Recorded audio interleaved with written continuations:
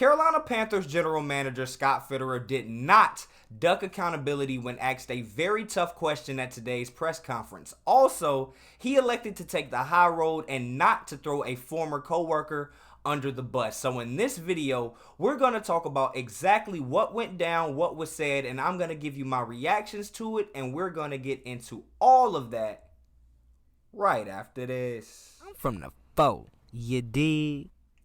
Welcome to The Way I See It with Jamario Rashad. This is a Carolina Panthers fan channel. Please do me a favor by hitting the like button, and please make sure you subscribe as I am on my road to 3K.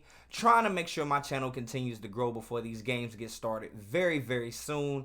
Now that that's out of the way, let's go ahead and get to what went down. Now today, Carolina Panthers general manager Scott Fitterer was asked it was alluded to in the press conference that many of the players that have been released over the past few days to make the cuts for this final 53-man roster were those that were drafted during the quote-unquote Matt Rhule era, that being from the 2020 draft to the 2020 draft to the 2022 draft. And it's honestly a very fair assessment to say, because when you look at all of the players that have been drafted since then, there have been 24 players drafted since 2020.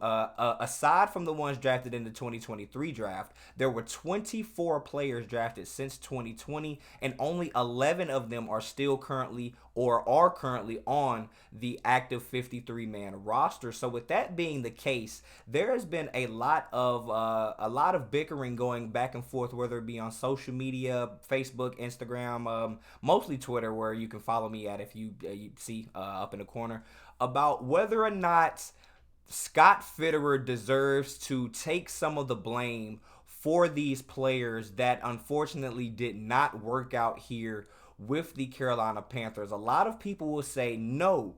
The blame solely goes on Matt Rhule and the player and the coaches that were here at the time. The schemes that they wanted to coach up, the type of plays that they wanted to run. They drafted players that would fit those measurables and those needs. So it's not up to Scott Fitterer to I guess override what they're thinking, but it's more expected of him to just work in conjunction with them to find the players that are best suited for their schemes and plays, as I mentioned. But on the other side of that same spectrum, Scott Fitterer is the one that is paid to make these decisions, the one that is paid to extend the contracts, decide who exactly does get this done, because it wasn't Matt Rhule that was going up there and deciding and locking in the picks on draft day. That 1000% was Scott Fitterer as well. So if you would just like to know how bad it's been so far, like in essence, the Carolina Panthers since 2020 have had the inability to hit on any pick outside of the top 3 or 4 rounds. In 2022, that is just 1 year ago, the only players that are still remaining, or not, rather than saying the only players that are remaining, I'm going to let you know the players that are no longer on the team from just 1 year being removed from being drafted to the team. As of earlier today, quarterback Matt Corral is no longer a Carolina Panther. He is with the New England Patriots. Brandon Smith is gone. Kalen Barnes is gone. Let's go to 2021. We have Davion Nixon is gone. Keith Taylor is gone. Deontay Brown is on the practice squad, not on the active roster. Same with Shi Smith. Thomas Fletcher is gone. Philip Hoskins is gone. Let's go back to 2020 and fast forward to the 4th round.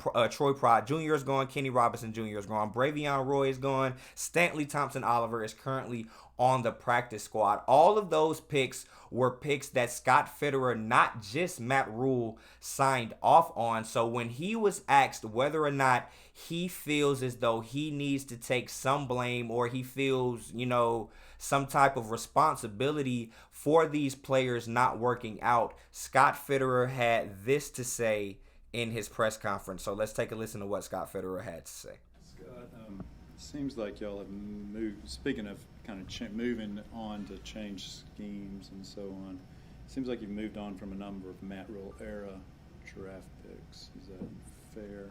There are draft picks. We're all in this together. And that was part of the thing. We're not going to focus on who was drafted, how they got here. It's all about who can help us right now. But everyone that's in the building, and it's unfair to Matt to say that. So we all own that. But we're getting better. I do, looking at the roster this year, I mean, we have free agents that are making the team. We have 3 potential starters that are rookie draft picks. So everyone that's in the building that's a part of that is also in the building right now that's a part of something special that we're building, that we're excited about. So there you have it. That is Scott Fitterer on the entire draft situation and the lack of late round picks working out. My first thought is, don't nobody give a damn about being fair to Matt Rhule. F Matt Rhule, we don't care. I hope the Cornhuskers get blown out by 1,000 points tonight. Let's go whoever they're playing against. I don't care. I'm rooting for that team. But aside from that, I think it was the noble high road route for Scott Fitterer to take this approach in terms of answering this question.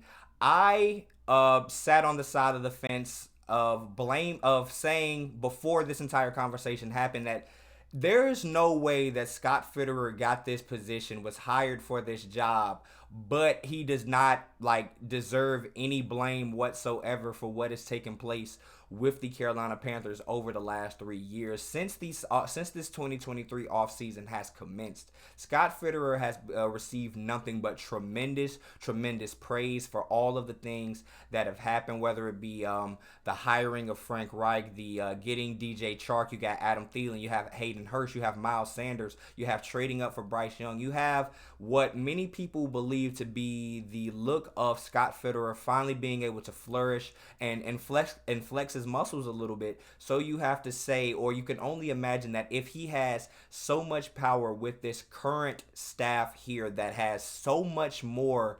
NFL experience, over 200 years of NFL experience combined on this current coaching staff right here, and Scott Fitterer still has that much say so, that he did have to at least have he had to have somewhat of a say-so during the picks in the Matt Rhule era. So I appreciate him at least acknowledging that did have something to do with him. I'm not one of the people that is going to say that, fire Fitty or nothing like that. I believe that these new coaching hires, this new Frank Reich era that we're moving into, this will be the true test of his ability to be an effective GM. But so far in year one with the new brass, he has been knocking it out the park, man. But what do you all think about Scott Fitterer acknowledging that it is not just Matt Rhule being the reason that a lot of these players didn't work out? He also played a hand in it. There are also still current scouts on the team